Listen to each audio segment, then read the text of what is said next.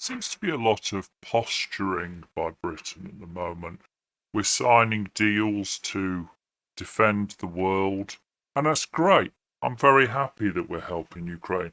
I was glad today to listen to a talk about how we're training civilians to become soldiers in Ukraine, somewhere in deepest, darkest Cambridgeshire. And I'm glad that we're helping the little guy against the aggressor.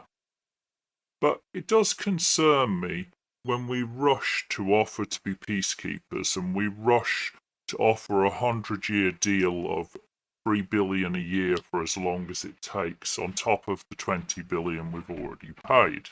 It worries me partly because we need to work out how to pay for it, but it worries me a lot more because it suggests that we think we have a strong military that can do anything on the world stage. Now, currently, the UK spends 2.3% of GDP on military, which is a lot better than many other countries. The average for Europe and Canada is 2%. France is at 1.9%, Germany's at 1.57%, Norway's at 1.67%. So there's a lot of people below that 2% threshold.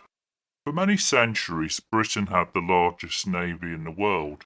We now have 14 more admirals than we have warships. We have 2 aircraft carriers, and we can only put one to sea at a time because we don't have enough seamen to go in the ship. We were going to build a third one, we can't even staff the second. Our armed forces have been losing 300 full-time personnel every month for the whole of 2023 and 4 so far. So year on year we've missed all of our targets for recruitment, and year on year service morale falls and apparently is at the lowest record level. Our Air Force is 22% smaller than it was a decade ago. Everyone likes to see the red arrows, but in 5 to 10 years' time, they won't be flight-worthy. And what's going to replace them? We haven't even tried to find one. So effectively, we won't even be able to put a display team in the air. It's not like we're going to use Typhoons for that. But you could say, oh, it's because of unmanned aircraft, it's drones, they're moving over to drones. But actually, the number of drones has dropped. In just 2016, we had 443, and now we have 194, and 30 of those aren't serviceable. The army has 334 main battle tanks. But don't worry, they have 501 horses. And I think that sums up the modern British military. And no offence to the people in it, but ceremonial requirements need 500 horses. Military requirements of all forms need 334, and not all of those are serviceable.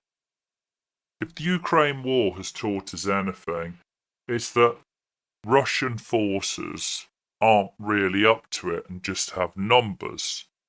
But we do need a lot more than 300 tanks if we want to take on any credible sized force. Think back to the Falklands invasion.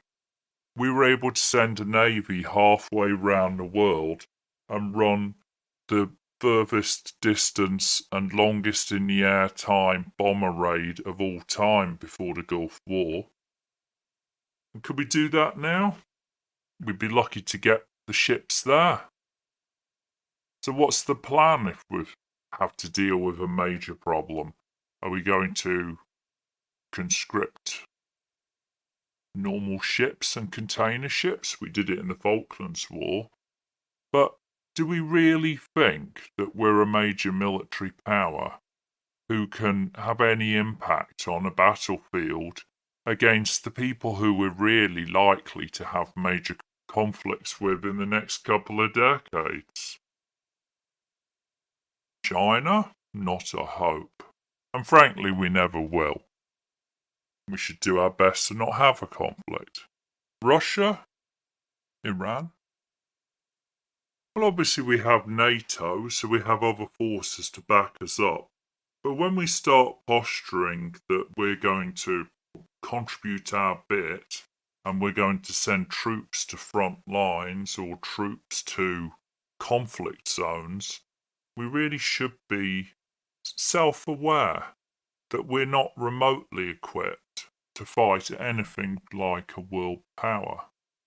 The end of the Cold War, in Europe's view, Russia doesn't seem to share that, has allowed a peace dividend. It's allowed us to reduce our spend. And in many ways, we have a military that can defend our borders if we choose to. We have a military that can carry out special operations.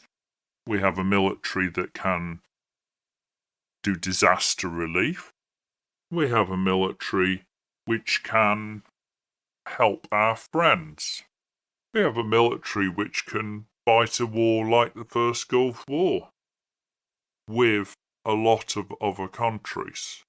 So unless we're all aligned on that action, we've chosen to not have a military which can undertake any major conflict.